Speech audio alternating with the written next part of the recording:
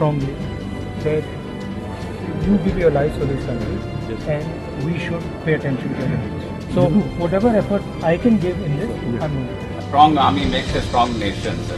And therefore a strong nation has to have a strong army.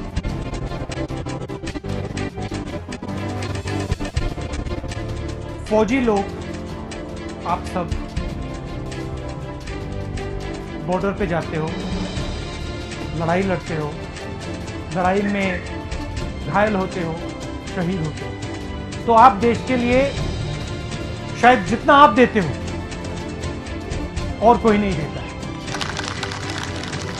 Army के जवानों ने, army के लड़कों ने जो शहीद भी हुए, एयरफोर्स का हेलीकॉप्टर जब गिरा, उन्होंने अपना पूरा दिल, खून, पसीना लगाया और हम इस बात को कभी नहीं भूलेंगे। जब भी आपको एक सिपाही की जरूरत जो आपकी बात सरकार में उठाए, आप मुझसे पूछ सकते हो, मैं आपके हवाले हूं। बैठ जाइए, बैठो, चुप करके बैठो। सुनो, आप क्या जाने अहिंसा, जो लाठी लेके तो ट्रेनिंग देते हैं। कोई भी आपके प्रधानमंत्री के खिलाफ, आपके गृह मंत्री के खिलाफ, उनकी नीतियों के खिलाफ बोले, वो देशद्रोही हो गया है। उनको जेल में डाल दो, उनको पकड़ लो। 6 साल के बच्चों को भी नहीं आप तो छोड़ रहे, आप क्या करेंगे? मैं ये कहना चाहूंगी कि इस भारत को मत तोड़िए। बड़ी मुश्किल से पटेल, नेहरू ने इकट्ठा किया है। विपक्ष की सांसद विप्लव ठाकर ने अपनी आवाज में इतनी बुलंदियां भर दी कि मोदी के कानों तक सारे की सारी झंझनाहट शुरू होने लगी। दोस्तों, इस देश के भूतपूर्व सैनिकों की लंबित मांगों को लेकर विपक्ष का एक भी ऐसे नेता नहीं है जो उनकी मांग को नहीं उठा रहा हो। आज की तारीख की ये बात मैं आपको बता रहा हूं दोस्तों। माननीय सुप्रीम कोर्ट के आदेश की अवहेलना इस देश के इतिहास में कभी भी नहीं हुई थी और इस देश के भूतपूर्व सैनिकों का मसला है, जिसको खुद अगर सरकार की नीयत ठीक रहती तो उसको समय से पहले सरकार की मंशा ये रहती है कि इस देश के सैनिकों, भूतपूर्व सैनिकों के तमाम मुद्दों को त्रुटियों सहित हल किया जाए, वो भी समय रहते। पर समय तो छोड़ो दोस्तों, जो डेडलाइन माननीय सुप्रीम कोर्ट ने दी गई थी उसके बाद भी इस देश के भूतपूर्व सैनिकों की सुनवाई नहीं हो रही है। क्या भूतपूर्व सैनिकों को अपनी तरफ से पॉलिटिकल पार्टियों को अप्रोच करने की ज़रूरत है, या फिर कुछ ऐसा रिटर्न आश्वासन सभी भूतपूर्व सैनिकों को इस सरकार से चाहिए कि इस डेडलाइन तक 100% आपकी पेंशन रिवीजन हो जाएगी? आप कमेंट करके जरूर बताइएगा कि भूतपूर्व सैनिकों की सांत्वना के लिए उनको धैर्य हो जाए कि 1 रैंक 1 पेंशन का एरियर और पेंशन रिवीजन इस समय तक, इस तारीख तक हो जाएगा। उसके लिए आप सभी को क्या करना चाहिए? विपक्ष तो लगातार लामबंद है दोस्तों इस मोदी सरकार की आंखें खोलने के लिए। कितनी बुजुर्ग महिला सांसद है, किस प्रकार से इन्होंने इस देश के सैनिकों, भूतपूर्व सैनिकों की आवाज़ को संसद भवन में बुलंद किया है। ज़रूर सुनिएगा इस वीडियो को और इसके नीचे आपका वैल्यूएबल कमेंट ज़रूर दीजिएगा ताकि इस देश के भूतपूर्व सैनिकों की आवाज़ को बुलंदी से फिर से उठाया जा सके। बेरोजगारी की कोई बात नहीं है, महंगाई की कोई बात नहीं है, क्योंकि इनको उसकी चिंता ही नहीं है। ये नौजवानों के लिए कुछ करना ही नहीं चाहते। आज विद्यार्थी जो पूरे देश में झंडा लेके खड़े हैं, उनको अपने भविष्य का फिक्र है कि हम डिग्री तो ले लेंगे पर नौकरियां कहां से लाएंगे, क्योंकि इस अभिभाषण में उसका कोई जिक्र ही नहीं है। ये अभिभाषण ऐसे लगता है जैसे मुंगरी लाल के सपने दिखाए जा रहे हैं। मुंगरी लाल के 2014 में भी दिखाए थे, अभी भी दिखाए रहे हैं। अभी राणा जी बोल के गए, राणे कि जी कांग्रेस भी मैनिफेस्टो देती थी, हमने करके दिखाया है। आज अगर आप गरीबी की रेखा से नीचे देखें तो लोगों का हुआ है। अरे आज यहाँ बैठे हुए हो, हवाई जहाजों में चलते हो और उनमें चलते हो, किसने दिए, किसने बनाए? आज स्कूल, कॉलेज, यूनिवर्सिटी किसने बनाए? IIT किसने बनाई? MMT किसने बनाई? जिसमें आज आप दिखाई दे रहे हो। केवल भारत को तोड़ने की कोशिश की है, भारत को बांटने की कोशिश की है और कुछ नहीं किया है। बस वही करो। आज आप लोग इस देश को इस तरह से बांटना चाहते हैं। कुछ नहीं है, ना महिलाओं के लिए है। आज पूरी महिलाएं जो है इस चिंता में हैं कि हमारा भविष्य ठीक है, हम सुरक्षित हैं, वहां उनको कुछ दिया नहीं जा रहा। और मैं ये कहना चाहूंगी कि मैं पूछना चाहती हूं, क्योंकि आप बहुत इतिहास के बखे हुए हैं, मोहम्मद गौरी को किसने बुलाया था? किसने कहा था दिल्ली में आंख बंद करने के लिए? कौन जयचंद था? कौन जयचंद था? महाराणा प्रताप जब हल्दी की घाटी में लड़ रहे थे, किस राजा ने उसकी मदद की अकबर के खिलाफ में? बैठ जाइए, बैठो, चुप करके बैठो। सुनो, एक भील जाति के लोगों ने महाराणा प्रताप का साथ दिया था। कहां थे तब? आज बात करते हैं देश को आजाद कराने के लिए अहिंसा का पाठ पढ़ाया। आप क्या जाने अहिंसा, जो लाठी लेके तो ट्रेनिंग देते हैं, आज लाठी की जगह बंदूक और रिवॉल्वर आ गए हैं। और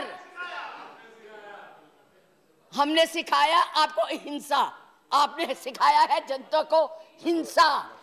और आज तो मैं उपाध्यक्ष जी देशद्रोही की भी परिभाषा पूछना चाहती। क्या है देशद्रोही की परिभाषा? किसको देशद्रोही कहते हैं? मुझे याद है जब कम्युनिस्ट पार्टी ने भारत की आजादी को नहीं माना था, 4 साल के लिए बैन कर दी थी, लेकिन उनको देशद्रोही नहीं कहा था। नेहरू ने, सरकार ने देशद्रोही नहीं कहा था। पंडित नेहरू के खिलाफ लोकसभा में वाजपेयी जी बोलते थे, उनको देशद्रोही नहीं कहा था।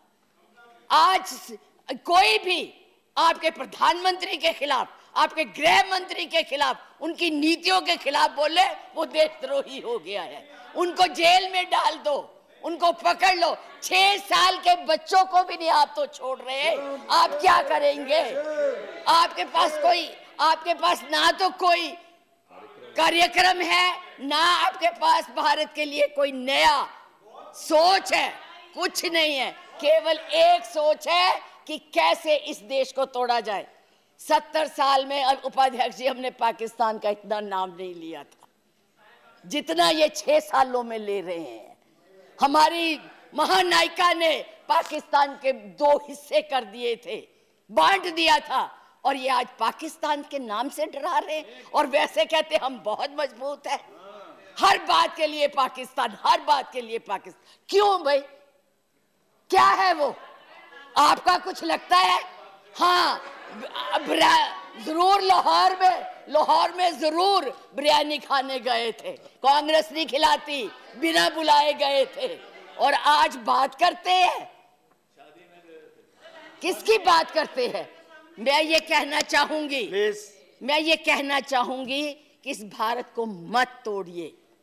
बड़ी मुश्किल से पटेल, नेहरू ने इकट्ठा किया है, आप तोड़ रहे हैं। आप नहीं कहते हैं, आप तोड़ रहे हैं, इसका विभाजन कर रहे हैं। लोगों को मैं उनको एड्रेस ही नहीं करती जी, मैं उनको समझती कुछ नहीं हूँ। वो है ही कुछ नहीं, जिनको बोलने की समझ नहीं है, उनसे क्या बात करनी है। मैं तो ये कह रही हूँ कि इस देश को मत बांटिए, इस देश के टुकड़े मत कीजिए, नफरत मत फैलाइए। बहन जी चुप रहिए, अपनी बारी में बोल लेना जो बोलना होगा, अब चुप करके बैठी रहिए प्लीज। अब देश के टुकड़े मत कीजिए। आज जो हम इस स्थिति, आपका इसी सीए ने, आज जो आपका एक ही देश था, पाकिस्तान आपसे नाराज, चाइना आपको कुछ नहीं समझता, नेपाल भी आपसे खफा हो गया है, और बांग्लादेश था जिसको भी आपने इस सीएए से नाराज कर दिया है। आज वो भी सोच रहे, उसके 4 मंत्रियों ने अपना प्रोग्राम कैंसिल किया। एक उसमें कि इस देश में ऐसी बातें हो रही है, इतना ज्यादा आप कहते हैं कि यूरोपियन यूनियन को हक नहीं है बोलने का, प्रस्ताव लाने का, तो उनके एमपी क्यों ले आए थे? उनको कश्मीर क्यों ले गए थे? आपने खुद उनको इनवाइट किया है, आपने खुद इसको इंटरनेशनल बनाया है, आपने खुद इनको, दूसरे लोगों को इसके ऊपर दखल देने के लिए बुलाया है। और उन्हें नहीं बुलाया जब तक हमारी सरकारें थी, किसी की हिम्मत नहीं पड़ती थी हमारे देश की तरफ देख ले। आप लोगों ने किया है ये सब, अपनी करतूतों को छुपाने के लिए उन लोगों की मदद ले रहे हैं।